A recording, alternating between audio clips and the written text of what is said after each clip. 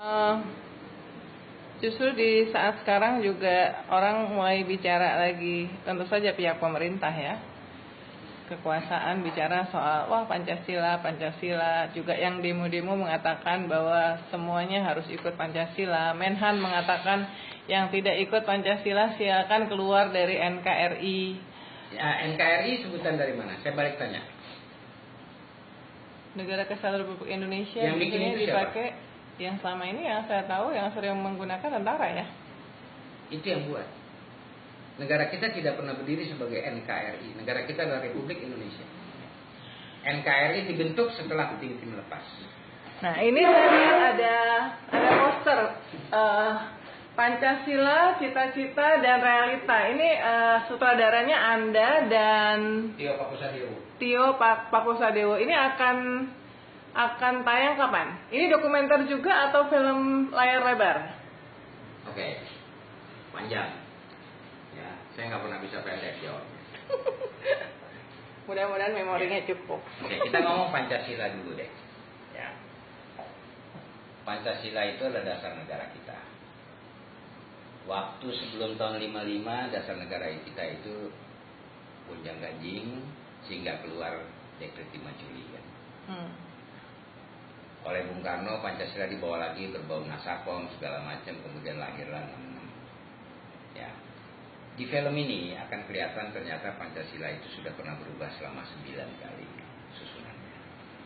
Yang mencerminkan 9 kali sejak 1 Juni.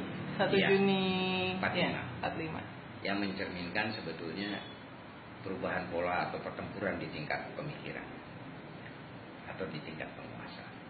Yang berubah penafsiran atau apa? Pancasilanya tetap urutannya kan? berubah, urutannya 5 silanya sama. Oke. Sampai di tahun Orde Baru, kalau sadar, lagi-lagi saya bilang kalau sadar mohon maaf, bukan saya anggap orang bodoh. Pancasila itu kan disakralkan kan? Ya. Untuk apa? Untuk dinistakan. Dia sakral, sehingga saya waktu itu begitu muak dengar kata Pancasila, karena kalau saya kritik presiden saya dibilang saya anti Pancasila. Saya kritik pemerintah saya dibilang saya anti Pancasila.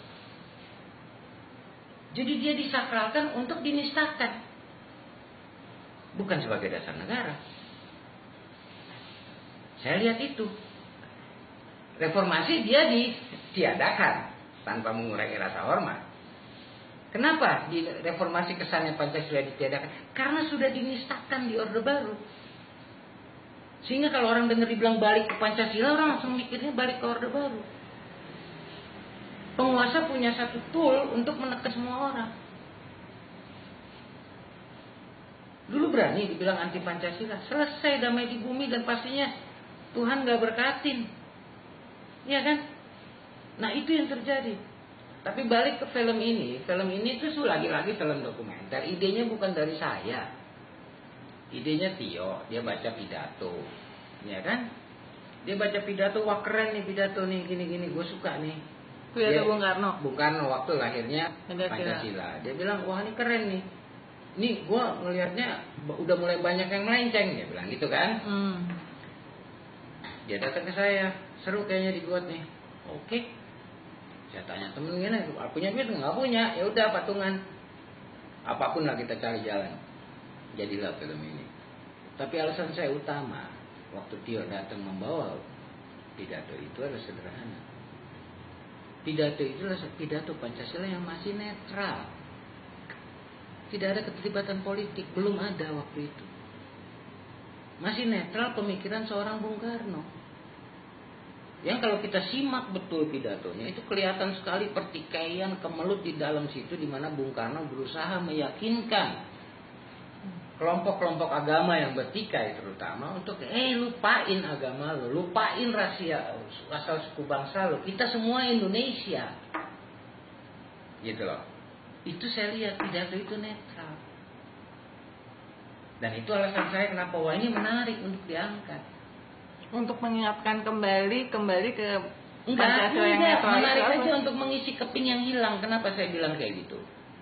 Karena tidak bisa dibilang bisa dibilang tidak pernah ada yang pernah mendengar dengan telinganya pidato Bung Karno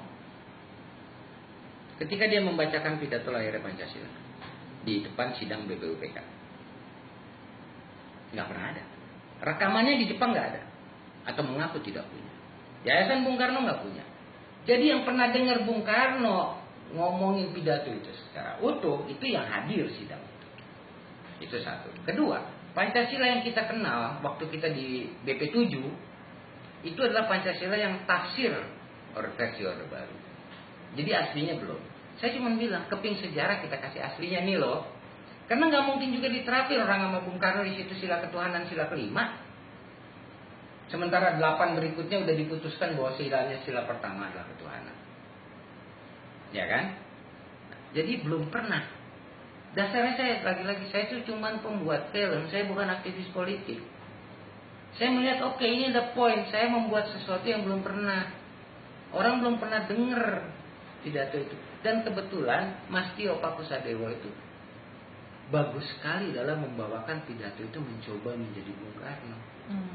Tapi kalau orang tanya siapa bintang utama di dalam ini, bukan Bung Karno, bukan Tio Pakusadewo.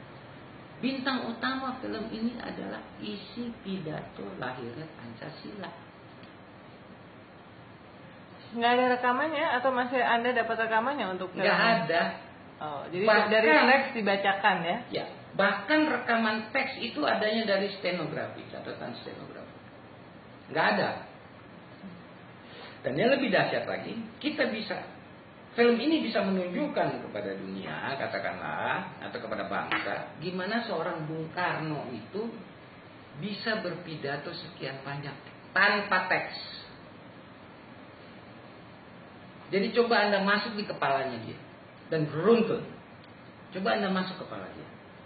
Bagaimana dia meramu itu semua dari pembicaraan